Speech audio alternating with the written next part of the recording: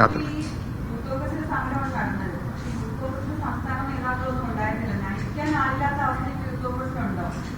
ഇല്ല, അങ്ങനെയൊന്നുമില്ല. നമുക്ക് എല്ലായിടത്തും ജില്ലാ കമ്മിറ്റികളും സംസ്ഥാന ഭാരവാഹികളും മറ്റ് ഘടകങ്ങളും ഉണ്ടല്ലോ. ഇപ്പം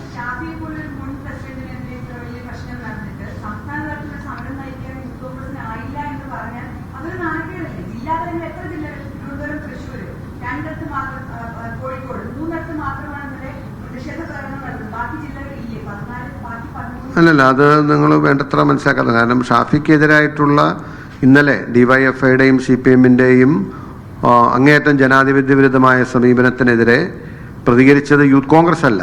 അത് യൂത്ത് കോൺഗ്രസ് പലയിടത്തും മുമ്പിൽ നിന്നു. കോൺഗ്രസിന്റെ പ്രതികരണം, മഹിളാ കോൺഗ്രസ് പ്രതികരണം, പൊതുവായി പാർട്ടിയുടെ പ്രതിഷേധമാണ്. ഇപ്പം ഈവൻ മൂവാറ്റുപുഴ ഞങ്ങൾ അതിൻ്റെ ജാഥ നടത്തിയിരുന്നു. എറണാകുളത്ത് പ്രതിഷേധം നടന്നിരുന്നു. പലയിടത്തും പലതായിട്ട് പല ഘടകങ്ങളായിട്ടാണ് നടന്നത്. സ്വാഭാവികമായി പെട്ടെന്നുണ്ടായ ഈവനിങ്ങിലുണ്ടായ ഒരു സംഭവമാണ്.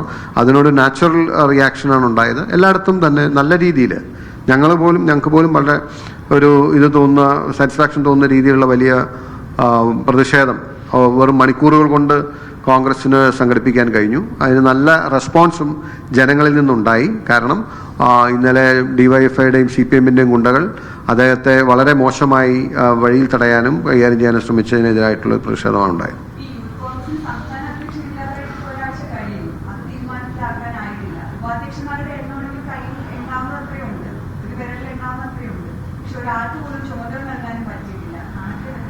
ഇല്ലില്ല, അതിൻ്റെ സമയം ഉറവുകൾ നടക്കും. It won't take much time.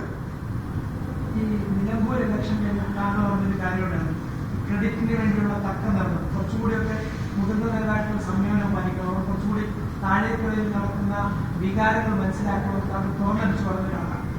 ഈ യുവ നേതാക്കളും അതുപോലെ തന്നെ പുതിയ കാലത്താണെങ്കിൽ പോലും കുറച്ചുകൂടിയൊക്കെ അവരുടെ ഒരു പബ്ലിക് ലൈഫിൽ കുറച്ചുകൂടിയൊക്കെ പ്യൂരിറ്റി കീപ്പ് ചെയ്യേണ്ട സമയത്ത് അതല്ലേ ഇത്തരം സംഭവങ്ങളാണ് നമ്മളോട് പറഞ്ഞു വെക്കുന്നത്. ഓഫ് കോഴ്സ്, അത് പുതിയ കാലഘട്ടത്തിൽ നിന്നല്ല. പൊതുരംഗത്ത് നിൽക്കുന്നവരുടെ ഏറ്റവും വലിയ സ്ട്രെങ്ത് എന്ന് പറയുന്നത് ഞാൻ മനസ്സിലാക്കുന്നത് ധാർമ്മികമായ സ്ട്രെങ്താണ്.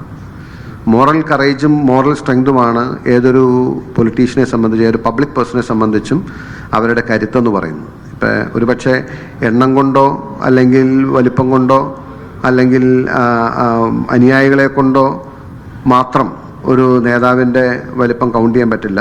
ഇറ്റ് ഈസ് ഓഫ് കോഴ്സ് ഒരാളുടെ ധാർമ്മികമായിട്ടുള്ള മേധാശക്തിയാണ് ധാർമ്മികത. അല്ലെങ്കിൽ ഒരു പൊളിറ്റിക്കൽ ഇതിനേക്കാളും പബ്ലിക് ലൈഫിൽ ഇമ്പോർട്ടൻ്റ് എന്ന് പറയുന്നത് ആ ഒരു മോറൽ കറേജ് തന്നെയാണ്. അതിന് താങ്കൾ പറഞ്ഞ മാതിരി എല്ലാവരും ആ ഒരു ഹൈ മോറൽ ഗ്രൗണ്ട് മെയിൻറ്റെയിൻ ചെയ്യണം എന്നുള്ള അഭിപ്രായം തന്നെയാണ് എനിക്കുള്ളത്.